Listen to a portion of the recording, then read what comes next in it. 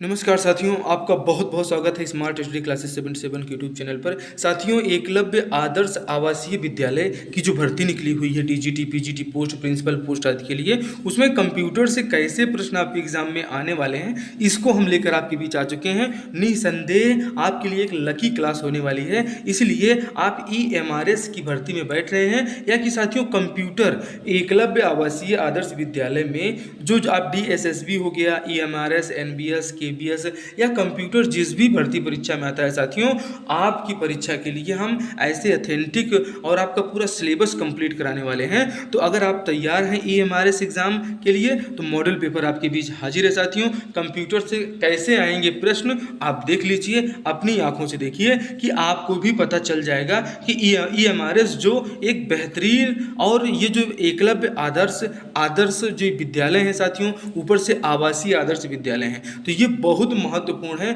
और अनुसूचित क्षेत्रों, अनुसूचित जनजाति के बच्चों के विकास के लिए, उच्च शिक्षा के लिए आप देख रहे हैं कि ये भर्ती निकाली गई है। बहुत ही योग्य भर्ती है और बहुत अच्छी पोस्ट है। तो आइए देखते हैं, कंप्यूटर है सिलेबस में, जरूर देखिए। आपका स्वागत है स्मार्ट स्टडी क्लासेस 77 पे। तो तैयार हो जाइए और चैनल को एक बार जोरदार तरीके से अपने दोस्तों में शेयर कर दीजिए साथियों। PDF चाहिए तो एकदम PDF आपको मिलेगा साथियों। टेलीग्राम के लिए आप SSC 77 लिखिएगा और आपको मिल जाएगा साथियों, क्या आपको मिल जाएगा इसका PDF। और आप बिल्कुल एक अनुभव करेंगे साथियों कि कंप्यूटर के जो प्रश्न आते हैं वो निसंदेह कंप्यूटर फंडामेंटल आज आपके बीच में एकदम क्लियर होने वाला है। और आप साथियों बिल्कुल टेंशन न लें, आपके सिलेबस को हम कंप्लीट करवा रहे हैं साथियों। आपका सिलेबस कंप्लीट होगा और सिलेबस ऐसा होगा कि एग्जाम में मिलेंगे क्वेश्चन, ठीक है, एग्जाम में क्वेश्चन मिलेंगे, इसमें शक नहीं है। और आप हमारे चैनल पे एकदम नए हैं साथियों तो चैनल को एक बार सब्सक्राइब कर लीजिए और अपने दोस्तों में जोरदार तरीके से शेयर कर दीजिए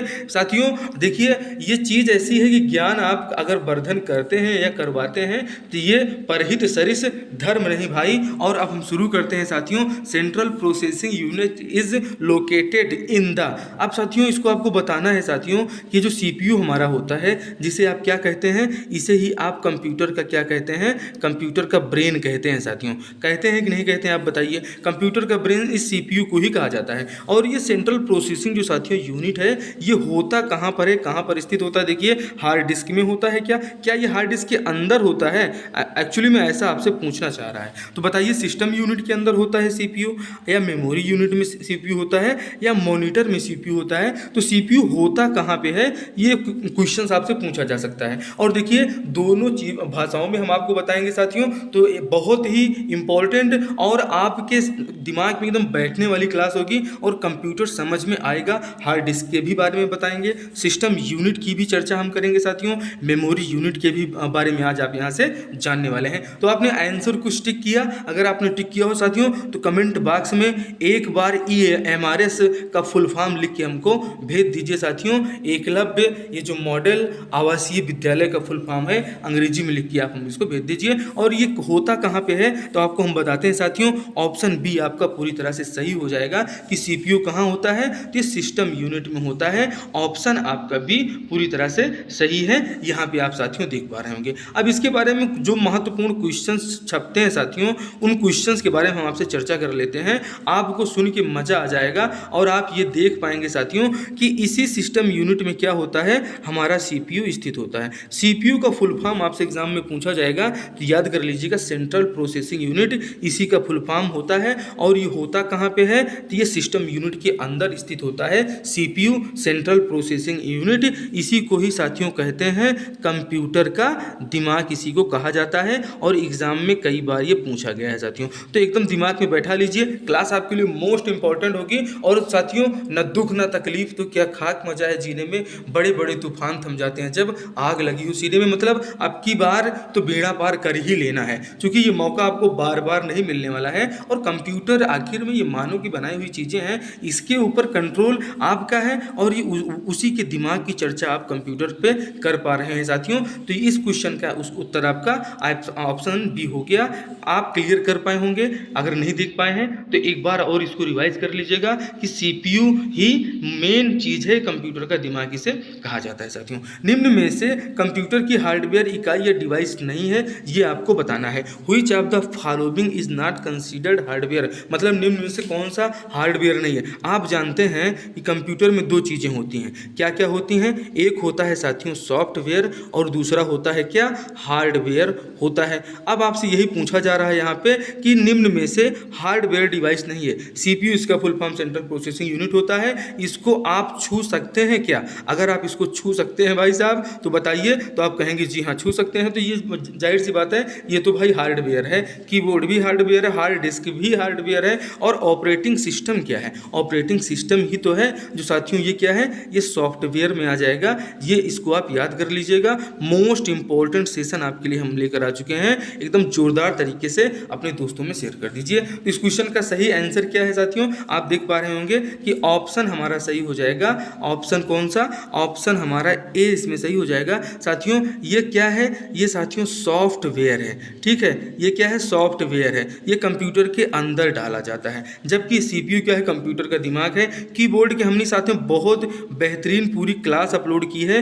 कीबोर्ड से आप कोई भी क्वेश्चंस, जितने भी कीबोर्ड से क्वेश्चन पूछे जाने वाले हैं आपके क्वेश्चंस में, आपके एग्जाम में, वो उसका आंसर आप दे पाएंगे। इसकी प्लेलिस्ट हम आप इसमें अटैच कर देंगे, जरूर इसको देख लीजिएगा साथियों, ठीक है। तो निम्न में से कौन से कंप्यूटर की हार्डवेयर इकाई या डिवाइस नहीं है, तो ऑपरेटिंग सिस्टम इसकी क्या है, जो है ये इसकी क्या है, नॉट कंसीडर्ड हार्डवेयर। तो ये ऑपरेटिंग सिस्टम जो है कंप्यूटर की सॉफ्टवेयर इकाई है, ना कि हार्डवेयर इकाई है। तो ऑप्शन ए इसमें आपका सही है। आपने क्या क्लिक किया साथियों, देख लेते हैं, ऑपरेटिंग सिस्टम ही पूरी तरह से सही है। तो कंप्यूटर फंडामेंटल के जो महत्वपूर्ण क्वेश्चन है साथियों, ईएमआरएस, आप जानते हैं कि जो केंद्र सरकार के द्वारा ये बहुत ही ऊंचा काम किया जा रहा है, अनुसूचित क्षेत्र और अनुसूचित जाति, और यहीं पे ही बनेगा, यहीं पे आराम से रहिए खाइए और बच्चों को उच्च शिक्षा दीजिए साथियों। इससे अच्छी नौकरी और क्या हो सकती है, लेकिन पढ़ना तो पड़ेगा साथियों। आगे बढ़ते हैं। Which one of the following is an example of the browser software.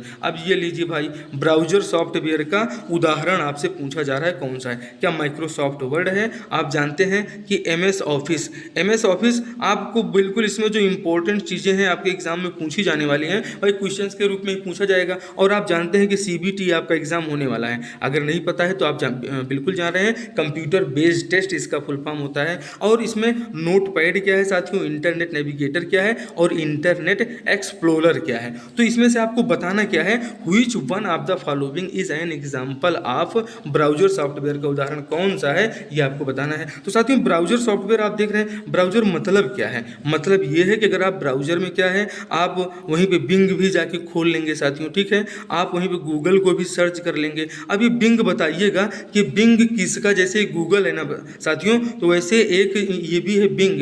अब ये बिंग किसका है, तो ये बिंग माइक्रोसॉफ्ट वालों का है, ये इसे आप याद रखिएगा, ये भी एग्जाम के लिए महत्वपूर्ण हो जाता है। तो ये जो माइक्रोसॉफ्ट नोटपैड और इंटरनेट नेविगेटर है साथियों, ये ब्राउजर सॉफ्टवेयर के उदाहरण क्या है, नहीं है। और इसके उदाहरण कौन सा है, तो जो इंटरनेट एक्सप्लोरर है, ऑप्शन डी आपका इसमें सही हो जाएगा कि option D internet explorer is an example of software. एकदम दिमाग में बैठा लीजिएगा, ऑप्शन डी आपके प्रश्न का सही उत्तर है। अगर साथियों क्लास आपको अच्छी लग रही हो तो एक बार अपने दोस्तों में जोरदार तरीके से शेयर कीजिए। और क्वालिटी ऑफ कंटेंट एकदम बेहतरीन है, और ये कंटेंट ऐसा है कि एग्जाम में छपेगा साथियों। और हो सकता है कि आपके हमारी ये जो स्लाइड है, इन स्लाइड के सेम टू सेम क्वेश्चंस आपके एग्जाम में पूछे जाएं, और क्लास उस लेवल की है साथियों, जी हाँ बिल्कुल उस लेवल की है। आप चैनल पे बने रहिए, क्लास को एंड तक देखिए, निसंदेह बेनिफिट होगा। एक बार आप कॉन्फिडेंस अपने आप पर करके देखिए। और ये ब्राउजर सॉफ्टवेयर का उदाहरण है, क्वेश्चन की क्वालिटी ऑफ कंटेंट कैसा लगा जरूर बताइएगा। और जो है अगला प्रश्न देखिए, what is the full form of SCSI, most important question है साथियों। जितनी भी स्लाइड है एकदम ध्यान से देखिएगा, बिल्कुल ध्यान से देखिएगा, और जो एक्सप्लेनेशन आपको दी जा रही है ये आपके एग्जाम के लिए साथियों ये रामबाण बिल्कुल टॉनिक साबित होगा। ये एग्जाम में आपके मिलने वाले हैं साथियों क्वेश्चन, माफ कीजिएगा। तो साथियों बताइएगा आप कि what is full form of SCSI, इसका फुल फॉर्म आपसे पूछा जा रहा है, ठीक है। क्या है, standard computer system interface, small computer system interface, या सुपर ये कंप्यूटर है साथियों सिस्टम इंटरफेस या स्मॉल कंप्यूटर स्टैंडर्ड इंटरफेस। ये दो ऑप्शन आपको एक ही जैसे दिख रहे हैं, बताइए इसमें से सही ऑप्शन क्या है, सही उत्तर इसका क्या होने वाला है साथियों। बिल्कुल जोरदार तरीके से एक बार कमेंट करके बताइए और इस क्वेश्चन का आंसर आप क्या टिक कर रहे हैं हमें जरूर बताइए साथियों। तो स्टैंडर्ड कंप्यूटर सिस्टम इंटरफेस तो ये तो है नहीं साथियों, इसका क्या है small computer system interface. Option B आपका सही हो जाएगा, स्मॉल कंप्यूटर सिस्टम इंटरफेस। साथियों ये अंतर क्या है दोनों ऑप्शन बी और डी में, चूँकि ये देखिए कि दोनों की स्पेलिंग भी ठीक है, इसमें स्पेलिंग थोड़ा सा गलत है, तो आप देखिएगा स्मॉल कंप्यूटर सिस्टम इंटरफेस इसका फुल फॉर्म हो जाएगा। अच्छा इसके बारे में भी आप जानना चाहेंगे, जरूर इसके बारे में भी हम बताएंगे कि ये स्मॉल कंप्यूटर स्टैंडर्ड इंटरफेस ये SI का फुल फॉर्म होता है। अब ये इतना महत्वपूर्ण क्यों है, आपके एग्जाम में क्यों आ सकता है, तो इस प्रश्न का उत्तर भी आपको बिल्कुल दिया जाएगा। And hard disk drive can be direct connected to a PC via. अब इसमें आपको इसका उत्तर आपको बताना है कि जो हमारी हार्ड डिस्क होती है साथियों, क्या होती है हार्ड डिस्क है, ये है क्या आखिर में, तो साथियों ये है एक स्टोरेज डिवाइस। किस प्रकार की डिवाइस है, ये प्राइमरी डिवाइस है या कि सेकेंडरी डिवाइस है, ठीक है साथियों। इसका उत्तर भी हमें जरूर कमेंट में छापते रहिए और इसके बारे में भी हम सब कुछ आप बताएंगे। आप सबसे पहले इसको समझ लें कि हार्ड डिस्क जो हमारी होती है साथियों, ये हमारे पीसी का फुल फॉर्म मतलब प्लाटून कमांडर तो होता ही है, लेकिन पर्सनल कंप्यूटर जो हमारे होते हैं इसमें ये पीसी कहाँ जुड़ा होता है, तो ये साथियों SCSI इंटरफेस के द्वारा ही जुड़ा होता है, इसलिए ऑप्शन ए आपका इसमें पूरी तरह से सही हो जाएगा। पैरेलल इंटरफेस ऑप्शन बी है। वैन, अब वैन का फुल फॉर्म भी आपसे पूछा जा सकता है कि वैन का फुल फॉर्म क्या है साथियों, तो वैन का फुल फॉर्म आप क्या बताएंगे कि वैन का फुल फॉर्म आप लिख दीजिएगा वाइड एरिया नेटवर्क, ये वैन का आपके फुल फॉर्म हो जाएगा साथियों। बिल्कुल क्लास समझ में आ रही होगी। तो ये जो an hard disk drive can be direct connected PC via जो है SCSI, ठीक है, ये इसका फुल फॉर्म भी अभी हमने आपको बताया था, याद हो तो कमेंट बॉक्स में बिल्कुल एक बार छाप दीजिएगा। तो इस प्रश्न का सही उत्तर आप देख लीजिए, SCSI इंटरफेस के माध्यम से साथियों हार्ड डिस्क हमारे कंप्यूटर से जुड़ा होता है साथियों। USB इंटरफेस क्या होता है, अब USB का फुल फॉर्म भी आपको बताना है साथियों, ठीक है, और ये ऐसे थोड़ी ना यहाँ पे लिखा गया है, इसकी इंपॉर्टेंस है, आप पूरे प्रश्नों की व्याख्या और उसके ऑप्शंस पर भी ध्यान देते हुए चलेंगे साथियों। And hard disk drive can be directly connected to a PC via SCI। साथियों अभी SCI के बारे में यहाँ पे देख लीजिए, SCI इंटरफेस होता क्या है, बड़ी देर से दिमाग में क्वेश्चन रहा होगा। तो ये SCI इंटरफेस जो होता है साथियों is a group of protocols that send the data between computer and external devices in physically manner, ठीक है साथियों। तो ये कंप्यूटर और जो है जो एक्सटर्नल डिवाइसेस हैं उनके बीच में ये एक इंटरफेस का काम करता है, एक प्रोटोकॉल तैयार करता है और उन्हीं का ग्रुप होता है ये आपका SCSI। इसे आप याद रखिएगा, जो डायरेक्ट हार्ड डिस्क में कनेक्टेड होता है और ये हार्ड डिस्क और PC को जो है ये यही SCSI इंटरफेस कनेक्ट करता है साथियों, ठीक है। आगे बढ़ते हैं, क्वेश्चन मोस्ट इंपॉर्टेंट है और क्वेश्चन बिल्कुल आप ध्यान दीजिएगा। बेसिक कंप्यूटर भाषा का विकास निम्न में से किसके द्वारा किया गया है, बिल्कुल आप उसको बताएंगे कि कोबोल होती है या कि फॉर्ट्रॉन होती है, ये भी आप कमेंट बॉक्स में छापने की कोशिश कीजिए, चैनल पे बने रहें, वो भी हम आपको बता रहे हैं, ठीक है साथियों। निकोलस बर्टेल, जॉन जी केमनी, ग्रेस मुनी होपर, जिम क्लार्क। साथियों ये जो जॉन जी केमनी हैं इन्होंने कंप्यूटर की बेसिक भाषा का आविष्कार किया था। अब ये कोबोल है कि फॉर्ट्रॉन है, इसके बारे में भी हम आपको बताने वाले हैं। बेसिक कंप्यूटर भाषा का विकास निम्न में से किसके द्वारा किया गया है, इसके जनक कौन है भैया, तो ऑप्शन बी जॉन जी केमनी, ये आपका सही आंसर हो जाएगा। एकदम विश्वास करिए और निसंदेह तरीके से आप कंसंट्रेट होकर कुछ देर बैठकर देखने की कोशिश कीजिए। एक्चुअली हम लोग कंसंट्रेट नहीं कर पाते हैं, क्लास बहुत ज़्यादा देखते हैं, अध्ययन भी बहुत ज़्यादा करते हैं, लेकिन पता चला कि भाई वो एक है ना कि जो है आंधर भरे जाए और पड़वा चबाए जाए, ठीक है भैया। एक हमारे यहाँ जो कहावत कही जाती है कि आंधर बेचारा तो रस्सी जो है वो जो सन होता है साथियों, सन वाली वो बेचारा उसको मतलब आंधर भरे मतलब उसको जो है गोल गोल घुमा रहा है और मतलब रस्सी बना रहा है, और पड़वा जो है भैया पड़वा चबाया जाए, मतलब कोनो मतलब ही नहीं है कि आखिर में हमने पढ़ा क्या एग्जाम में अगर हम उसको कनेक्ट नहीं कर पाए तो साथियों कनेक्ट करने के लिए कंसंट्रेट, देखिए दोनों एक ही चीज़ें हैं, आपको उसे ध्यान देना है कि देखिए यहाँ पे क्या लिखा हुआ है, यहाँ पे पे आपका लिखा हुआ है साथियों कनेक्ट और इधर कंसंट्रेट, तो दोनों एक ही चीज़ें हैं। कनेक्ट तभी कर पाओगे जब कंसंट्रेट करोगे। तो बताइए प्रोग्रामिंग के लिए विकसित पहली कंप्यूटर भाषा कौन सी थी? कोबाल थी। ये कोबाल है साथियों, ये पी यहाँ से आप हटा दीजिएगा। कोबाल, फॉर्ट्रॉन, सी या C plus plus. Most important question है साथियों, आंसर जरूर आप अपने दिमाग में बिल्कुल रखिए या कमेंट बॉक्स में लिखने की कोशिश कीजिए, एक बार याद भी हो जाएगा। तो प्रोग्रामिंग के लिए विकसित पहली कंप्यूटर भाषा कौन है? फॉर्ट्रॉन है, कोबाल है, सी है, सी प्लस प्लस है। आइए इसके ऑप्शन पे चलते हैं। ऑप्शन बी फॉर्ट्रॉन है या कि कोबाल, दोनों में से कौन है? तो साथियों ऑप्शन बी फॉर्ट्रॉन, इसे आप जरूर याद रखिएगा। ये सब क्वेश्चन क्या है साथियों? ये बहुत बेसिक क्वेश्चन है और ये कंप्यूटर में जब पूछ लिए जाते हैं तो बड़ा बड़ा तो हम पढ़ रहे हैं लेकिन छोटा छोटा छोड़ दिए। अब जब भैया कहा गया है कण कण में राम है, तो आप चाहे जो है पूरा कंप्यूटर का सबसे टॉप वाला क्वेश्चन पढ़िए और सबसे चाहे छोटा क्वेश्चन पढ़िए, लेकिन नहीं पढ़े हैं तो जानना तो पड़ेगा।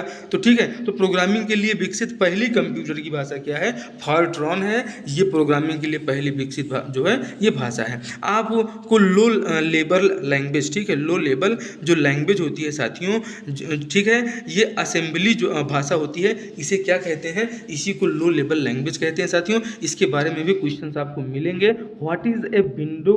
ये विंडो क्या होता है साथियों? What is active window? अब एक्टिव विंडो क्या है? अगर आप भाई साहब अपने लैपटॉप में देख रहे हो तो लैपटॉप में ही देख लो, ठीक है। लैपटॉप में आप क्या देख रहे हैं? लैपटॉप में अगर अभी आप यूट्यूब देख रहे हैं तो यही यूट्यूब आपका क्या है? एक्टिव विंडो है। अगर वर्तमान विंडो जिसका उपयोग किया जा रहा है आपके द्वारा लैपटॉप में, अगर आप MS ऑफिस में काम कर रहे हैं, PPT बना रहे हैं या कि कोई क्वेश्चन टाइप कर रहे हैं, तो आपका वही जिस विंडो में आप एक्टिव हैं वही आपका विंडो आपका एक्टिव विंडो होता है, सक्रिय विंडो होता है। ये लल्लन टाप बातें हैं साथियों, इसे जानना ही चाहिए कि एक्टिव विंडो क्या है। तो हमें लग रहा है कि अब आप समझ पाए होंगे। जैसे MS पावर पॉइंट में आप काम कर रहे हैं, अब MS पावर पॉइंट में आपसे ये भी पूछ लिया जाता है साथियों .ppt, ठीक है, .ppt ये किसका जो है फॉर्म है?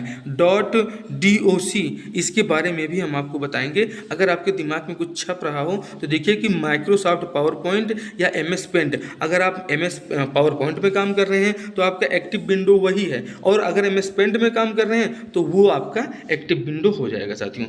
What kind of language can computer understand? Computer कौन सी भाषा समझता है? अब कुछ लोग बोलते हैं भाई आप कौन सी भाषा समझते हैं? अगर कोई आपसे पूछे कि आप कौन सी भाषा समझते हैं, कि हमारे दिमाग में चीज़ें घुस नहीं रही हैं, ये हमें समझना है कि भाई क्यों याद नहीं हो रहा, एग्जाम में हम रिकॉल क्यों नहीं कर पा रहे हैं, ये समझिए। कंप्यूटर कौन सी भाषा, क्या नॉर्मल लैंग्वेज समझता है या कंप्यूटर लैंग्वेज या असेंबली लैंग्वेज या हाई लैंग्वेज? तो साथियों अभी हमने आपसे चर्चा किया था किसके बारे में? असेंबली लैंग्वेज के बारे में हमने आपसे चर्चा किया था। तो ये जो असेंबली लैंग्वेज होती है साथियों, यही असेंबली लैंग्वेज हमारी कंप्यूटर जो हमारा होता है इसी भाषा को समझता है। अब हम आपको बाइनरी के भी बारे में बताएंगे साथियों। आप फंडामेंटल ऑफ कंप्यूटर देख रहे हैं और फंडामेंटल बिल्कुल आपकी समझ में आने वाला है, और यहाँ से जो कोई क्वेश्चन आएगा तो उसको आप रिकॉल कर पाएंगे। एकदम कंसंट्रेट करिए, ध्यान से देखिए कंप्यूटर कौन सी भाषा समझता है। कुछ लोग तो कौन कौन सी भाषा समझते हैं,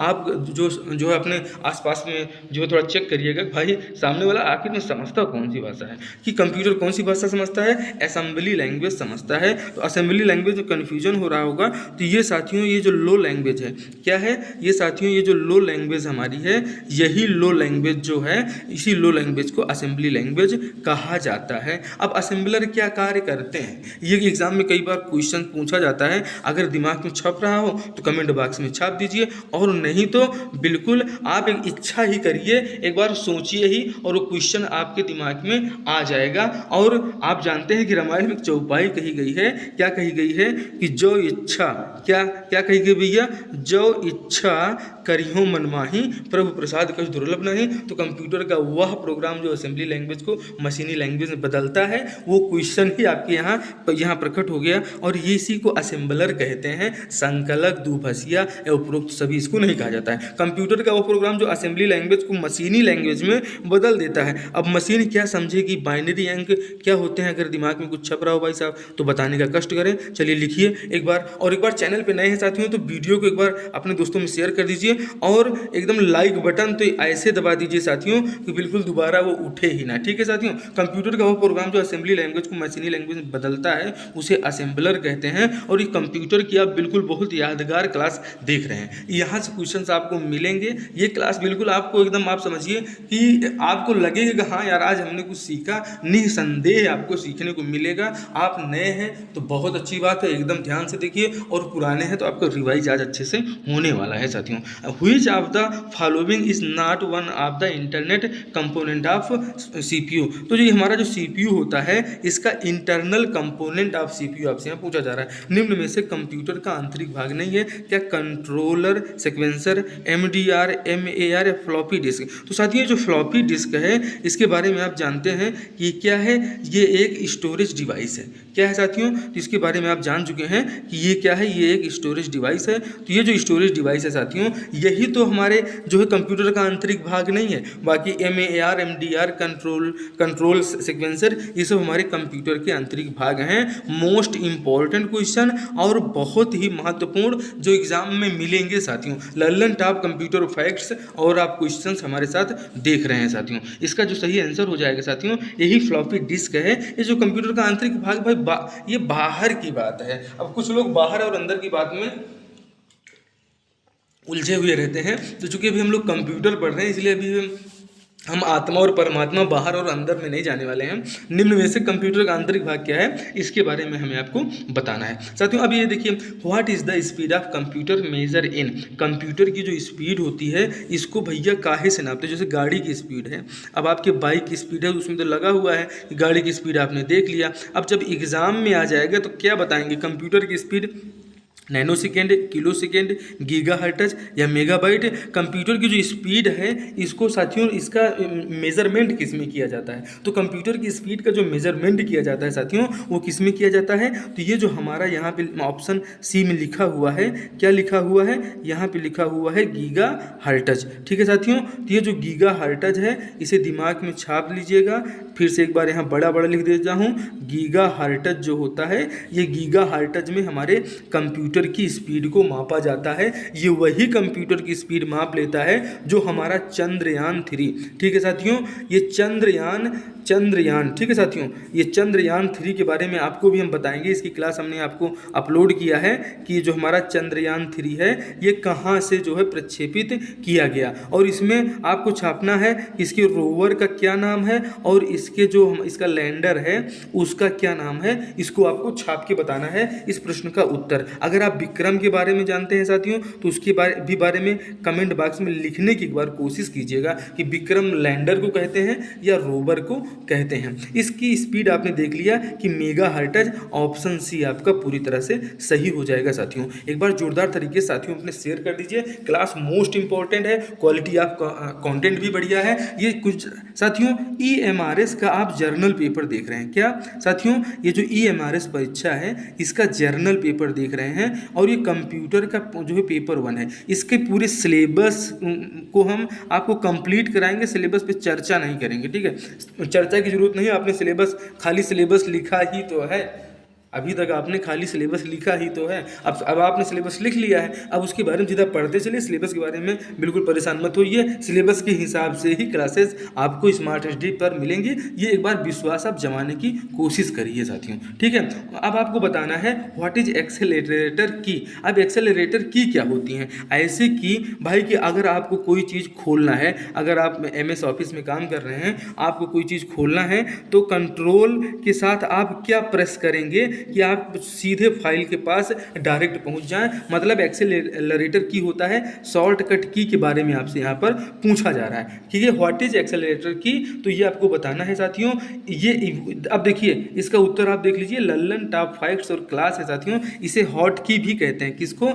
एक्सेस की या मैनोमेटिक की भी कहा जाता है। इसकी सहायता से आप मेनू फंक्शन तक जल्दी पहुँच जाते हैं। अगर आप साथ कोई चीज़ आपको खोजना है, जैसे कोई चीज़ आपको खोजना है तो क्या दबाएंगे? इनमें से क्या दबाएंगे, ऑप्शंस आपके सामने हैं, तो कंट्रोल F दबा दीजिएगा। अगर आपको अभी तक तो आप खोज रहे थे, अगर आप खोज चुके हैं तो अब हम आपको बताते हैं कि अगर कोई फाइल को खोलना है या कि ओपन करना है तो क्या दबाएंगे, कंट्रोल+O दबाएंगे, इससे आपकी फाइल खुल जाएगी। इसी को एक्सेलरेटर की, हॉट की, ठीक है, एक्सेस की या मेनमोनी की भी कहा जाता है। आप इससे मेनू फंक्शंस तक जल्दी, जैसे आप MS ऑफिस में काम कर रहे हैं, ठीक है, अब ये वहाँ पे वर्ड पे आप कोई लेटर लिख रहे हैं, अगर आपको फाइल खोलना है तो सीधे आप अपने कीपैड से जो है, कीपैड से क्लिक कर लीजिए, और जब आप कंट्रोल के साथ में साथियों N सेलेक्ट करेंगे तो बिल्कुल एक नई विंडो आपके पास जो है लैपटॉप में खुलकर आ जाएगी। जब ये नई विंडो खुल के आ जाएगी तो अगर इसमें कंट्रोल F दबाएंगे तो कंट्रोल F आपका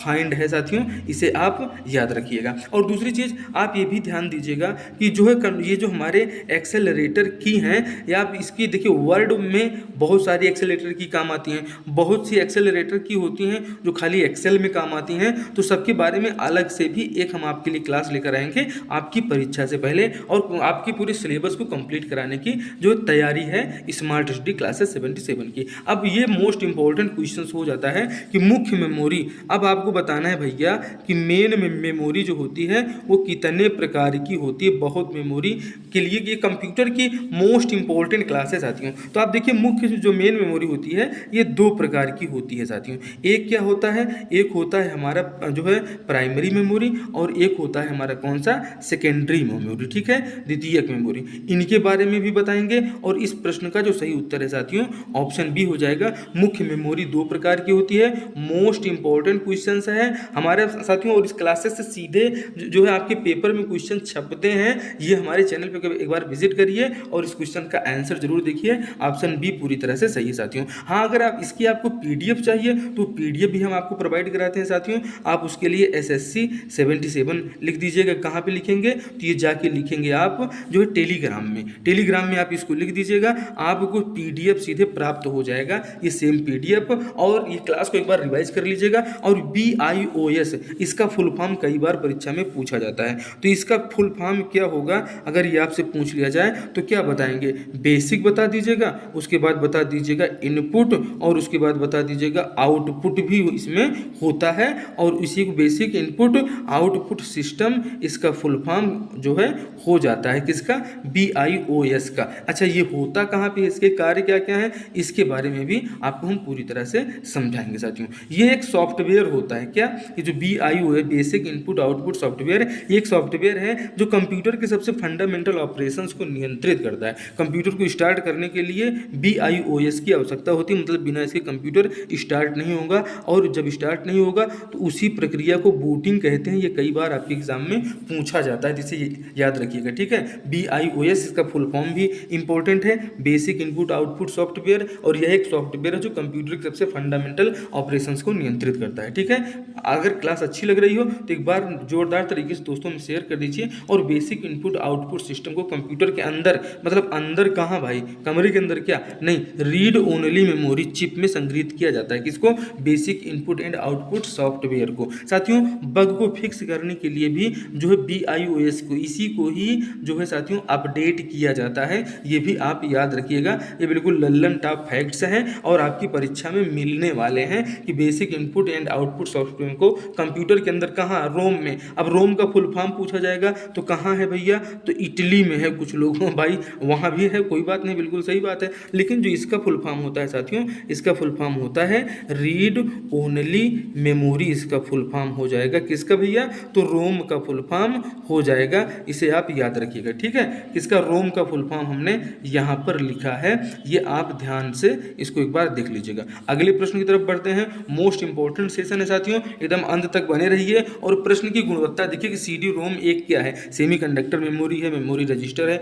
चुंबकीय स्मृति है, या इनमें से कोई नहीं साथियों। तो सेमीकंडक्टर मेमोरी तो भाई नहीं लग रही है, बिल्कुल नहीं है, मेमोरी रजिस्टर भी नहीं है, और चुंबकीय स्मृति भी नहीं है। तो आखिर में क्या उपरोक्त में से कोई नहीं है क्या, तो जी हाँ, हमें तो लग रहा है कि बिल्कुल कोई नहीं है, और ये बिल्कुल कोई नहीं, इसके बारे में हम आपको बताएंगे। अब आप रीड ओनली मेमोरी का तो रोम का फुल फॉर्म तो जानते ही हैं, क्या रोम का तो फुल फॉर्म आप जानते ही हैं, इसे रीड ओनली मेमोरी कहा जाता है। अब ये क्या है, CD का फुल फॉर्म क्या होता है ये बताइए, इसका क्या कॉम्पैक्ट डिस्क होता है क्या। अब CD CD रोम पूरे को जब जोड़ेंगे तो क्या इसका यही होगा?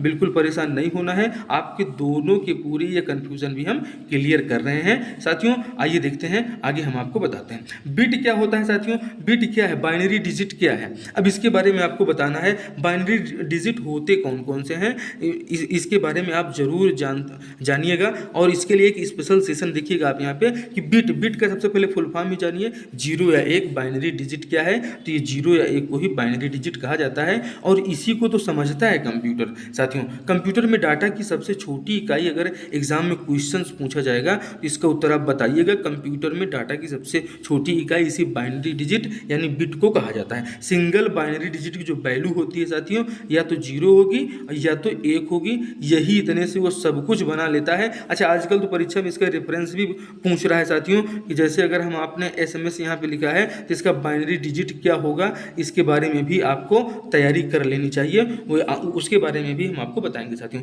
एक बाइट में कितने बिट होते हैं साथियों? तो एक बाइट में जो बिट्स की ये जो संख्या होती है साथियों, ये एक बाइट में बिट्स की संख्या 8 बिट होते हैं। मतलब एक बाइट में कितने बिट होते हैं? तो एक बाइट में 8 बिट होते हैं। मोस्ट इंपॉर्टेंट सेशन है साथियों, ठीक है। आगे देखिएगा, अगला प्रश्न क्या है? 1 KB में कितने बाइट होते हैं? अभी आपको बताना है। ये सब क्वेश्चंस एग्जाम में आए हुए हैं, ठीक है साथियों। तो 1 KB में आप देखिए कि 1 KB में जो बाइट्स की संख्या होती है, कि भैया अगर आपसे पूछेगा 1 KB में कितने बाइट होते हैं, तो यहाँ पे लिख दीजिएगा कि भैया 1024 बाइट होते हैं। 1000 जो है 1 KB में, मतलब 1 KB में 1024 बाइट होते हैं, ठीक है। आगे बढ़ते हैं साथियों, इसके बारे में बहुत अच्छे से हम आपको बताएंगे। आप यहाँ पे देखते हैं ना कि आपसे पूछा जाता है कि MB क्या होता है। भाई जब 1 MB अगर आपको यहाँ पे ज़रूरत है, तो 1 MB के लिए आपको क्या करना पड़ेगा? 1 MB के लिए आपके पास होना चाहिए क्या? 1024 जो है KB अगर होगा तो आपको मिल जाएगा 1 MB। अब 1 GB में 1024 क्या हो जाता है साथियों? 1024 MB हो जाता है। ये बिल्कुल इसी के सीक्वेंस में आगे बढ़िएगा। अब 1024 जो GB होता है साथियों, 1024 GB में एक क्या हो जाएगा? TB हो जाएगा। और एक TB किसको होगा? तो इसी के सीक्वेंस में आगे बढ़ेगा साथियों। एक PB, EB, ZB और YB, इसके फुल फॉर्म भी आपसे एग्जाम में पूछे जाते हैं। अब GB तक तो लगभग सभी लोग जानते हैं। अब ये देखिए, इसका फुल फॉर्म क्या होता है, इसको लिख लीजिएगा। इसका फुल फॉर्म हो जाएगा आपका टेराबाइट साथियों। और उसके नीचे वाले क्या PB का, इसका हो जाएगा साथियों पेटाबाइट।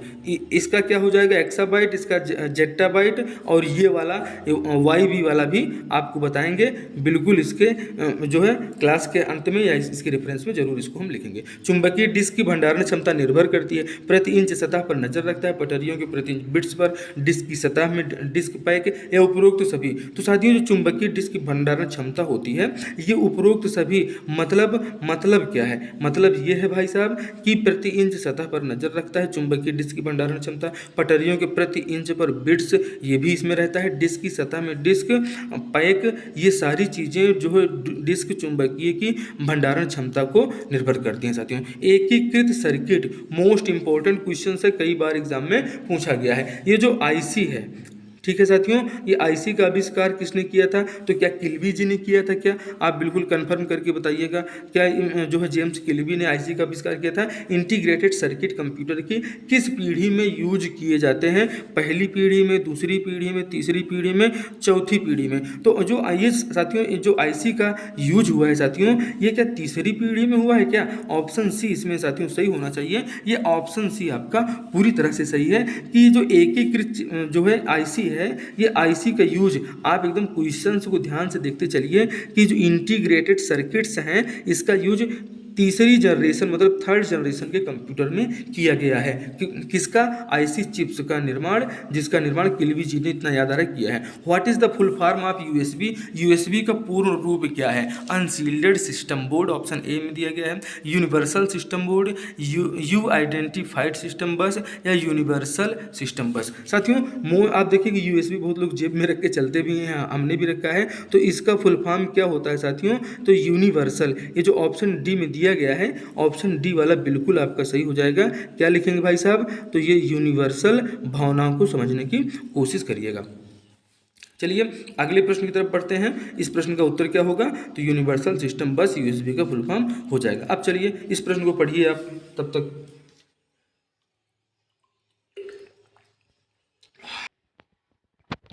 बताइए साथियों कि 4 केबी के बराबर निम्न में से कौन सी इकाई है। ये मोस्ट इंपॉर्टेंट क्वेश्चन है साथियों। आप किसी भी परीक्षा में बैठ रहे हैं, अगर कंप्यूटर की परीक्षा में है तो ये एग्जाम में प्रश्न आते हैं, ऐसे प्रश्न, ठीक है। ये 4 केबी, सबसे पहले आप जानते हैं कि 1024 जो आपका केबी होगा, 1 केबी में कितना होता है भैया, तो यही 4 केबी में देख लीजिए। 4 केबी में कितना हो जाएगा, ऑप्शन सी आपका सही हो जाएगा। ऐसे भी प्रश्न एग्जाम में आ रहे हैं कि 4 केबी के बराबर निम्न में से कौन सी इकाई है। तो भैया ये देख लीजिए, जो है 1 केबी का मान हमने यहाँ पे दिया। अब इसको 4 केबी से गुणा कर दीजिए, तो 1024 गुणे 4 जब करेंगे 2496 केबी आ जाएगा। ये इकाई आप यहाँ पे देख पा रहे होंगे साथियों। How many bytes does 4 kilobytes represent, ये आपको बताना है। देखिए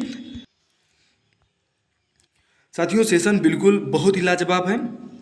देखिए आगे हम आपको बताते हैं, निम्न नंबरों में से बाइनरी नंबर कौन सा है, ये आपको बताना है। अब कंप्यूटर फंडामेंटल में भाई ऐसे प्रश्न तो आते हैं कि 0 से 1 है या 0 या 1 है। अभी थोड़ी देर पहले भी हमने आपको बताया था, निम्न में से बाइनरी नंबरों का सही नंबर कौन सा है, तो ऑप्शन डी आपका यहाँ पर सही हो जाएगा साथियों। अगले प्रश्न तरफ बढ़ते हैं। एक हाइब्रिड कंप्यूटर डिजिटल कंप्यूटर जैसा दिखता है, यहाँ बताना है आखिर में दिखता कैसा है। क्या क्या बताना है, एक हाइब्रिड कंप्यूटर डिजिटल कंप्यूटर जैसा दिखता है, एनालॉग कंप्यूटर जैसा दिखता है, डिजिटल एनालॉग कंप्यूटर दोनों का मिलता जुलता है। यही ऑप्शन यहाँ पे साथियों सही है, और ये दोनों ऑप्शन आपका गलत हो जाएंगे। क्या है, एक हाइब्रिड कंप्यूटर जो है ये डिजिटल और एनालॉग दोनों कंप्यूटरों का मिश्रित रूप आप यहाँ पे देख पाते हैं। अगले प्रश्न तरफ बढ़ते हैं साथियों। रंग में उच्च गुणवत्ता वाले ग्राफिक्स, यहाँ पे साथियों देखिएगा ये ग्राफिक्स है। क्या है ये साथियों, लिखा हुआ है यहाँ पर ग्राफिक्स। अब ये जो ग्राफिक्स के बारे में आपको बताना है कि उच्च गुणवत्ता वाले, रंग में उच्च गुणवत्ता वाले ग्राफिक्स का उत्पादन करने के लिए कि निम्न में से किस प्रकार के प्रिंटर का उपयोग करेंगे। साथियों हमने तो प्लाटर पे थोड़ा सा वर्क भी किया है, और ये प्लाटर एकदम सीधे सीधे इस क्वेश्चन का सही आंसर हो जाएगा। और ज़बरदस्त बहुत बड़े बड़े फोटोज़ आप देखते हैं प्लाटर में निकलते हैं। इंकजेट प्रिंटर नहीं होगा, ऑप्शन ए भी नहीं होगा, इंकजेट प्रिंटर भी नहीं होगा, लेजर प्रिंटर भी नहीं होगा। ये हमारा जो प्लॉटर है साथियों, ये प्लॉटर रंग में उच्च गुणवत्ता वाले ग्राफिक्स को बनाने के लिए, उत्पादन करने के लिए इसी का प्रयोग किया जाता है। ऑप्शन बी आपका सही है। अगला प्रश्न देखेंगे साथियों, जो पहली पीढ़ी के कंप्यूटर का मुख्य घटक निम्न में से क्या था। क्या ट्रांजिस्टर उसमें लगे होते थे पहली पीढ़ी वाले में, वैक्यूम ट्यूब और वाल लगे होते थे, या एकीकृत सर्किट लगे होते थे, या इनमें से कोई नहीं। तो आपको बताना है साथियों, ऑप्शन बी आपका सही होगा कि जो पहली पीढ़ी के कंप्यूटर थे इसमें वैक्यूम ट्यूब लगा होता था। ये ऑप्शन बी में आपका दिया गया है। ये ऑप्शन बी आपका बिल्कुल सही आंसर हो जाएगा साथियों। ऑप्शन बी पहली पीढ़ी के कंप्यूटरों का मुख्य घटक है। अब ट्रांजिस्टर और एकीकृत सर्किट ये दूसरी पीढ़ी में लगे थे क्या, इनके प्रश्नों के बारे में भी हम आपको बता रहे हैं। दूसरी पीढ़ी के कंप्यूटर पर आधारित था। अभी किस पर आधारित था, ये डॉट डॉट डॉट आपको बताना है। क्या डॉट डॉट बताना है, तो डॉट डॉट बताना है कि दूसरी पीढ़ी के कंप्यूटर ये वैक्यूम ट्यूब पर आधारित थे, सिलिकॉन चिप्स पर आधारित थे, ट्रांजिस्टर पर आधारित थे, या बायो चिप्स पर आधारित थे। तो हमें तो भाई साहब इसमें भी देखिए ऑप्शन बी सही है या सी सही है, बिल्कुल देख लेते हैं क्या ऑप्शन है। तो साथियों दूसरी पीढ़ी के कंप्यूटर जो थे इसमें ट्रांजिस्टर जो लगे होते थे ये ट्रांजिस्टर पर आधारित थे। एकदम क्वेश्चंस को समझिए, क्वालिटी ऑफ कंटेंट बेहतरीन है। एक बार जोरदार तरीके से लाइक तो बनता है साथियों कि देखिए क्वेश्चंस की क्वालिटी क्या है। और एक बार देखिए कि बेसिक कंप्यूटर भाषा का विकास निम्न में से किसके द्वारा किया गया था।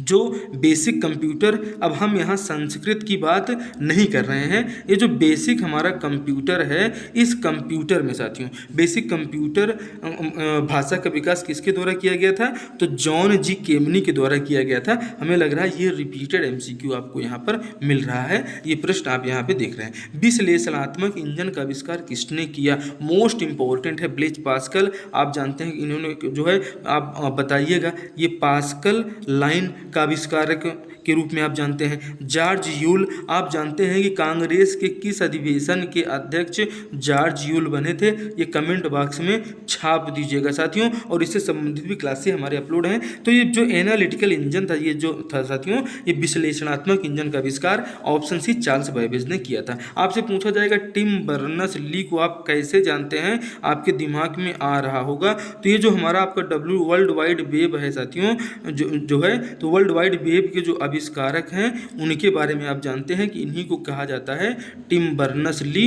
मोस्ट इंपॉर्टेंट सेशन है साथियों। आगे बढ़ते हैं। क्वेश्चन में आपने देखा कि ऑप्शन सी इसका सही होगा, विश्लेषणात्मक इंजन का आविष्कार चार्ल्स बैबेज ने किया था। आगे बढ़ते हैं। अब ये डिफरेंस इंजन देख रहे हैं साथियों। द डिफरेंस इंजन, थोड़ा सा इनके बारे में जरूर देख लीजिए। The difference engine was invented by Charles Babbage. कब किया था? ये एक गणितज्ञ थे, कहाँ के? ब्रिटेन के। और कब किए थे? 1822 में किए थे। The device was capable of preparing error free mathematical tables. ये पहाड़ा बिल्कुल बिना गलती के, आजकल हमारे यहाँ बच्चे लोग 10-10 20-20 तक याद कर लेते हैं। यही काम हमारा डिफरेंस इंजन अपने आप कर लेता था। ठीक है, आगे देखिएगा साथियों। कंप्यूटर की पितामह कौन कहे जाते हैं? अब इस प्रश्न के लिए भाई साहब तो क्या लाइक तो बनता है कि इस प्रश्न का उत्तर अगर आप दे ले रहे हैं तो एक लाइक और अपनी पीठ जरूर थपथपा लीजिएगा कि चार्ल्स बैबेज के बारे में अब आपको याद हो चुका है। चार्ल्स बैबेज को ही कंप्यूटर का पितामह कहा जाता है। अब जो है देखिए, महात्मा गांधी के बारे में भी हम बताएंगे भी। कंप्यूटर के सेशन में हम लोग, यह किस पीढ़ी का कंप्यूटर था? कौन सा भैया? ENIAC computer. एनियाक कंप्यूटर किस पीढ़ी का कंप्यूटर था ये आपको बताना है। इलेक्ट्रॉनिक, ये न्यूमेरिकल है भाई साहब। क्या है? ठीक है भाई साहब, चलिए उत्तर बताइए भाई साहब। एनियाक इलेक्ट्रॉनिक न्यूमेरिकल, ठीक है, इंटीग्रेटर एंड कंप्यूटर, यह किस पीढ़ी का कंप्यूटर था? एग्जाम में आएगा तो क्या बताएंगे? तो इसको हम बता रहे हैं साथियों, एक कैलकुलेटिंग डिवाइस था। क्या था? एनियाक जो है electronic numerical integrated and computer. ठीक है, ये किस पीढ़ी कंप्यूटर था साथियों? तो ये जो है साथियों, इसका आपको बताना है कि ये प्रथम पीढ़ी का कंप्यूटर था। इसे आप जरूर याद रखिएगा, ये प्रथम पीढ़ी के कंप्यूटर थे। कौन सा? एनियाक। इसका फुल फॉर्म भी हमने आपको बता दिया। आगे बढ़ते हैं। FTP क्या है? अब इसका फुल फॉर्म कई बार परीक्षा में पूछ लिया जाता है। चलिए भाई साहब बताइएगा, FTP क्या है? File transfer protocol. एक बार जोरदार तरीके से आप सेशन को शेयर कर दीजिए। और यार थोड़ा सा जुनून होना चाहिए कि ना दुख ना तकलीफ, तो क्या खाक मजा है जीने में। तो दुख तकलीफ तो रहेगी, टेंशन बहुत नहीं लेना है। और आपको हमेशा ना, ये ज़िंदगी क्या है, ऐसी खटर पटर चलती रहेगी, ये गाड़ी है। ठीक है, और आप अगर अपना कल्याण चाहते हैं तो जो टारगेट है उस टारगेट पे बिल्कुल फोकस करिए। और फाइल ट्रांसफ़र प्रोटोकॉल, ये आप बिल्कुल ध्यान दीजिएगा। फाइल ट्रांसफ़र प्रोटोकॉल, ये फाइल स्थानांतरण प्रोटोकॉल जो ऑप्शन बी में दिया गया है, ये आपका पूरी तरह से सही हो जाएगा। FTP क्या है? तो भैया फाइल स्थानांतरण प्रोटोकॉल, इसका फुल फॉर्म यहाँ पे आपसे पूछा गया था। ठीक है, आगे बढ़ते हैं। असेंबलर निम्न में से क्या करता है? मतलब ये करते क्या है, ये पूछे जा रहे हैं। बेसिक भाषा को यंत्र भाषा में परिवर्तित करता है, उच्च स्तरीय भाषा को यांत्रिक भाषा में परिवर्तित करता है, या असेंबली भाषा को यंत्र भाषा में परिवर्तित करता है। तो ये जो लो लेवल लैंग्वेज होती हैं साथियों, इन्हीं को असेंबली भाषा कहा जाता है। और असेंबलर जो काम करता है, ये असेंबलर यंत्र में परिवर्तित करता है। किसको? लो लेवल लैंग्वेज को, ये उच्च स्तरीय भाषा को यांत्रिक भाषा में परिवर्तित करता है। असेंबली जो आप देख रहे हैं, असेंबली भाषा को यंत्र भाषा में परिवर्तित करता है। ये क्या है? असेंबलर। ठीक है, और इसके बाद अगला प्रश्न जो मोस्ट इंपॉर्टेंट आपकी परीक्षा में पूछा जाता है साथियों, असेंबली भाषा को यंत्र भाषा में बदलता है। अगला देखिएगा, कंपाइलर। कंपाइलर पूछा जाता है और इसका उत्तर जल्दी, मतलब ये कंफ्यूजिंग वाले क्वेश्चंस हैं। बेसिक भाषा को यंत्र भाषा में परिवर्तित करता है, या उच्च स्तरीय भाषा को, जो हाई लेवल लैंग्वेज हैं। ठीक है साथियों, हाई लेवल लैंग्वेज जो HHL हैं, और ये जो LLL है लो लेवल लैंग्वेज। तो ये जो HLL है उच्च स्तरीय भाषा है, हाई लेवल लैंग्वेज है, इसको लो लेवल लैंग्वेज में, उच्च स्तरीय भाषा को यांत्रिक भाषा में परिवर्तित करता है। क्या? कंपाइलर।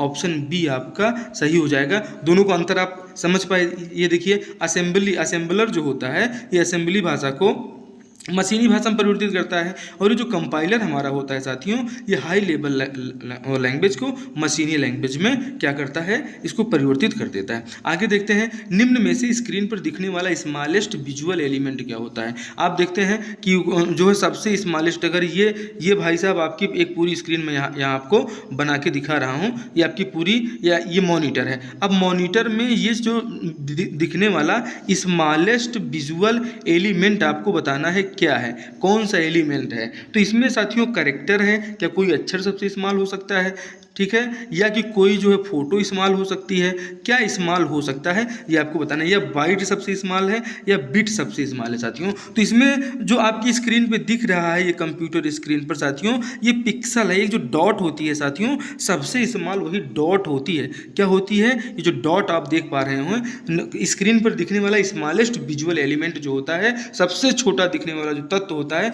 वो पिक्सल होता है। और मिलियंस पिक्सल्स मिलके ये VIP या HD क्वालिटी की जो आप पिक्चर से दिखते हैं उनको बनाते हैं। तो यही स्मॉलेस्ट विजुअल एलिमेंट पिक्सल्स को कहा जाता है। ठीक है साथियों, आगे बढ़ते हैं। ये सेशन मोस्ट इंपॉर्टेंट है। निम्न में से आउटपुट डिवाइस कौन सी है, कीबोर्ड, ये माउस नहीं है भैया, चूहा को देखिए आप यहाँ पे, ये क्या है, ये यहाँ पे माउस लिखा गया है साथियों, ठीक है, ये माउस यहाँ पे लिखा गया है। और लाइट पेन है या VDU है, ये क्या लिखा हुआ है, विजुअल डिस्प्ले यूनिट लिखा हुआ है, ठीक है। तो निम्न में से आउटपुट डिवाइस कौन सी है, क्या कीबोर्ड है, तो नहीं भैया, ये तो इनपुट डिवाइस कहते हैं। माउस क्या है, ये इनपुट डिवाइस है। लाइट पेन क्या है, इनपुट डिवाइस है। लेकिन ये जो वीडियो है साथियों, ये क्या है, ये विजुअल डिस्प्ले यूनिट है, ये आउटपुट डिवाइस में आ जाएगा। ठीक है, आगे बढ़ते हैं। नोटपैड के लिए किस फाइल एक्सटेंशन का प्रयोग किया जाता है, ऐसे एक्सटेंशन वाले क्वेश्चंस कई बार परीक्षा में पूछे जाते हैं। अब नोटपैड के लिए तो आप जानते हैं भैया कि नोटपैड कंप्यूटर में जो सबसे ज़्यादा आप पढ़ते हैं, जो है बेसिक कंप्यूटर का जब स्टार्ट करते हैं तो आपकी नोटपैड की क्लास होती है। उसके बाद फिर आपको क्या बताते हैं, फिर आपको पेंट के बारे में बताते हैं कि चलो पेंट ले लो और कर्जर चलाना सीखो, पेंट ब्रश के बारे में बताते हैं। ठीक है, फिर इसके बाद देखिए XLX, ये किसका होता है भाई साहब, तो ये माइक्रोसॉफ्ट एक्सेल। जब MS ऑफिस में आप काम करते हैं तो MS ऑफिस में एक सॉफ्टवेयर होता है, उसमें होता है एक्सेल, जिसमें आप देखिए कि जो गणितीय संक्रियाएं किए जाते हैं, बड़े बड़े अकाउंटेंट्स जो है गणितीय संक्रिया जो की जाती है, ये गणितीय जो कार्य किए जाते हैं उसके लिए आप देखते हैं एक्सेल का प्रयोग किया जाता है। अब ये जो आप PPT देख रहे हैं साथियों, ये PPT जो है साथियों, ये माइक्रोसॉफ्ट पावर पॉइंट का है। और जो इमेज वगैरह का आप देखते हैं उसको ग्राफिक्स कहा जाता है। क्या कहा जाता है, तो ये जो ग्राफिक्स का एक्सटेंशन होगा, फाइल एक्सटेंशन, वो .bmp होगा, पावर पॉइंट का होगा PPT, एक्सेल का होगा XLS, और नोटपैड का हो जाएगा ऑप्शन A .txt। सभी प्रश्नों के उत्तर हमें लग रहा है कि आप गेट कर पा रहे होंगे। नोटपैड के लिए किस फाइल एक्सटेंशन का प्रयोग किया जाता है, .txt। कंप्यूटर में बूटिंग क्या है, अब ये लो भाई साहब, ये कहाँ से बला आ गई कि कंप्यूटर में बूटिंग के बारे में आपको बताना ये क्या है।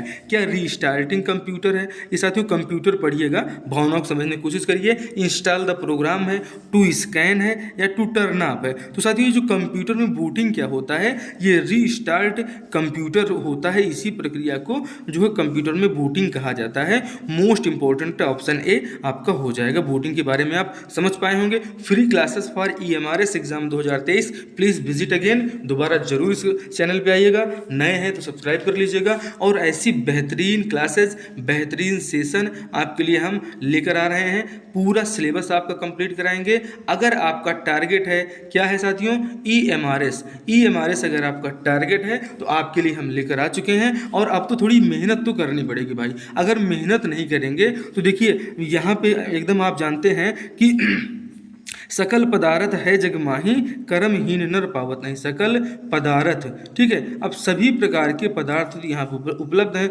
लेकिन अब कर्म प्रधान विश्व रखा है। एक तरफ ये भी कहा जाता है कि अगर आप अच्छा कर्म करेंगे तो कर्म प्रधान विश्व रचि रखा। अच्छा, ये बात गीता में भी कही जाती है। क्या कही जाती है कि अवश्यमेव भोगतव्यम शुभाशुभ कर्माणाम फलम। तो भाई साहब जब मेहनत करोगे तभी तो भर्ती में सिलेक्शन ले पाओगे। इसके लिए आपको पूरा सिलेबस कंप्लीट कराएंगे, ठीक है, पूरा सिलेबस कंप्लीट कराएंगे। आप एकदम जोर शोर से स्मार्ट स्टडी को अपने दोस्तों में शेयर कीजिए और हमारे हौसले और उत्साह को बढ़ाइए। आपके एग्जाम में आपको क्वालिफाई कराने के लिए हमारी पूरी टीम अध्ययनरत है। आपकी जो है आपका हमेशा कल्याण हो। जय हिंद, जय भारत।